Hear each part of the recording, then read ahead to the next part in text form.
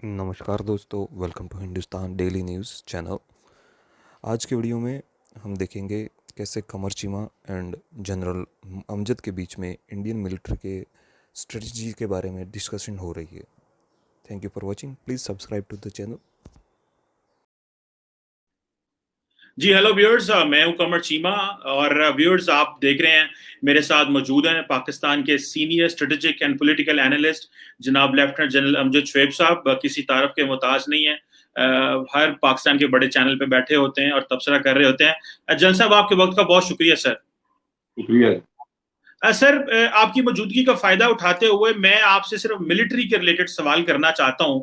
ये जो भारत की फौज है, उन्होंने रिसेंटली एक नई, आप समझ लें, स्ट्रैटेजी इंट्रोड्यूस कराई है और वो ये कहते हैं कि हम पाकिस्तान के खिलाफ जो है वो प्यूनिटिव डेटरेंस इस्तेमाल करेंगे और चाइना के खिलाफ जो है क्रेडिबल डेटरेंस इस्तेमाल करेंगे।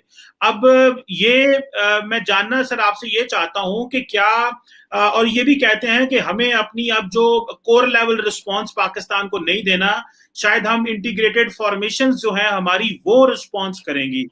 तो जल साहब, हमारे व्यूअर्स को ये बताएं और इंडियंस भी हमें बहुत देखते हैं, उनको भी बताएं कि क्या इंडियन आर्मी के का बहुत ज्यादा कॉन्फिडेंस आ गया मोदी के दौर में कि वो समझते हैं कि हम पाकिस्तान को स्ट्राइक कर सकते हैं हमेशा। और ये इसको आप किस तरह स्ट्रैटेजी को देख रहे हैं? नहीं, इस तरह नहीं है। बिस्मिल्लाह रहमान रहीम। देखिए, हमारी और इंडिया का अगर फोर्सेस का कंपैरिजन करें तो कन्वेंशनल फोर्सेस में इंडिया को तकरीबन 3 गुना ज्यादा बर्तरी हासिल है और हमारी एयरफोर्स में भी इसी तरह उनको गालिबन मेरे ख्याल 4 या 5 गुना बर्तरी हासिल है। अब जब बर्तरी हासिल है तो वो दंदनाता फिरेगा, वो कहेगा कि जी मैं हमला कर लूं और मैं चूंकि फोर्स ज्यादा है तो एक आपको टेम्पटेशन होती है कि मैं कोई जगह पकड़ लूं, मैं पाकिस्तान का ये इलाका कब्जा कर लूं। उन्होंने बड़ा बरमला कहना शुरू किया कि अब हम पाकिस्तान के पास जो आज़ाद कश्मीर है वो लेके आएंगे, वो लेंगे। अब पाकिस्तान ने ये देखा कि जब कन्वेंशनल साइड पे आपकी कमजोरी है कि आप न्यूमेरिकली आप इंफीरियर हैं, तो आपने न्यूक्लियर डिटरेंस क्रिएट कर। डिटरेंस का मतलब यह है कि आपने दूसरे को रोक दिया कि मुझे मत मारना, डिटर कर दिया। अब भारत डरा हुआ है, चाइना एक ज्यादा उससे स्ट्रांग कंट्री है। खदशा है कि चाइना अगर पड़ गया या कुछ हुआ तो ये ना हो कि पाकिस्तान भी साथ शुरू हो जाए, तो टू फ्रंट वॉर आ जाए।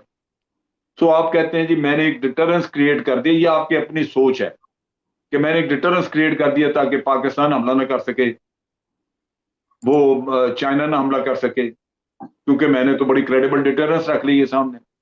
पाकिस्तान को कहा कि जी हमने यूनिटिव डिटरेंस रख लिया, यानी इसका मतलब ये है कि अगर आप हमला करेंगे, डिटरेंस तो मौजूद है कि आप डर के पहले ही ना करें, लेकिन अगर आप करें तो फिर हम आपको कुछ ना कुछ सजा देंगे, क्योंकि हमने ऐसी फोर्स रखी है जो आपसे सुपीरियर है और हम तो आपका इलाका कैप्चर कर लेंगे। ये उनकी सोच है। असल चीज जो है वो ये है कि भारत के पांव के नीचे से निकल गई जमीन और अब वो बढ़ के जो मारा करता था कि हम ये पकड़ लेंगे वो खत्म हो गई बात। वो भूल गए हैं। वो पहले तो उन्होंने आपके साथ एलओसी ठंडी की, ये अमन शमन का किस्सा किया और उनको उनके स्ट्रेटेजिशियंस कह रहे थे कि तुम टू फ्रंट वॉर नहीं लड़ सकते, लिहाजा तुम्हारे मुफाद में है कि कम से कम पाकिस्तान के साथ तुम कूल डाउन कर लो अपनी साइड को।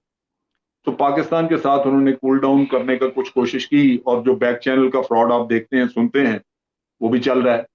तो ये तो एक एफर्ट थी कि पाकिस्तान को, और आप देखें कि स्ट्रेटेजी में उन्होंने लिखा है, उन्होंने ये भी कहा है कि ये सिर्फ एप्लीकेशन ऑफ मिलिट्री फोर्स नहीं है बल्कि इसमें डिप्लोमेसी जो है वो भी शामिल है। सो डिप्लोमेसी का मतलब ये है कि you want to cool down one of the side और वो आप डिप्लोमेटिकली कूल डाउन करेंगे और दिखाने के लिए कि आप ये कूलिंग डाउन जो कर रहे हैं ये पोजीशन ऑफ स्ट्रेंथ से कर रहे हैं, पोजीशन ऑफ वीकनेस से नहीं कर रहे। तो आपको ये अल्फाज सुनाई देंगे कि हमने प्यूनिटिव रखी हुई है डिटरेंस। प्यूनिटिव डिटरेंस का ये अल्फाज है, लफ्ज है, बाकी तो फोर्स ही होती है। तो वो आपको चक्कर दिया कि जनाब हम कूल डाउन आपको कर रहे हैं, लेकिन ये ना समझें कि हम कमजोर हैं, हम अपने डर से खौफ से ये काम कर रहे हैं कि आपके साथ बैक चैनल बातचीत शुरू की है। दर हकीकत हम ताकतवर तो उसी तरह ही हैं, लेकिन ये वैसे ही डिप्लोमेसी इसका कंपोनेंट है, तो हम आपसे बातचीत करते हैं। तो ये वो फ्रॉड है। बाकी उन्होंने किया क्या है कि चाइना के साथ तो बिल्कुल लड़ने का कोई इरादा ही नहीं, उधर रखा है क्रेडिबल डिटरेंस, कि चाइना को एक मैसेज चला जाए कि अगर आपने हमला किया तो हमने बड़ी एक मजबूत फोर्स डिफेंस में भी रखी हुई है, डिफेंस में भी मजबूत फोर्स रखी हुई है, और उसके साथ आर्मी लेवल पे हमने बड़े रिजर्व रखे हुए हैं, स्ट्रॉन्ग किस्म के। और ये जो रिजर्व्स हैं ये हमारी स्ट्राइक कोर्स के अलावा है। चाइना के सामने एक स्ट्राइक कोर रखते थे, अब 2 रख ली, और उन स्ट्राइक कोर के अलावा हमने क्रिएट कर दिए रिजर्व। यानी दूसरे लफ्जों में आपने डिफेंसिव कैपेबिलिटी स्ट्रेंथ बढ़ा के ट्रुप की अपनी बेहतर कर ली है, काफी बेहतर कर ली। दूसरा, आपने उनके ग्रुप्स बना दिए इंटेग्रेटेड। इसका मतलब यह है कि उसमें सिर्फ इन्फेंट्री नहीं और कंपोनेंट भी शामिल है, जिससे उसकी फायर पावर बेहतर है, मोबिलिटी बेहतर है। और आपने ये भी किया उसके साथ साथ कि उसको एयर एक्शन के, एयर फोर्स के साथ उसको इंटेग्रेट कर दिया, यानी एयर एप्लीकेशन भी उसमें आ जाएगी। तो ये तो हर बैटल में आप करते ही हैं। असल चीज होती है कि आपके पास सुपीरियर फोर्स है, सुपीरियर फायर पावर है आपके पास। आई एम श्योर कि उन्होंने ये क्रिएट करने की कोशिश की है, और यही वो मैसेज अखबार के जरिए दे रहे हैं चाइना को, पाकिस्तान को, कि भाई ये गलती ना करना है इधर आने की, ये डिटरेंस मौजूद है, हम आपको डिटर कर रहे हैं, हम आपको पहले से डरा रहे हैं, अगर आप आए तो हमने ये रखा हुआ। इसके अलावा बाकी कोई ऐसी चीज।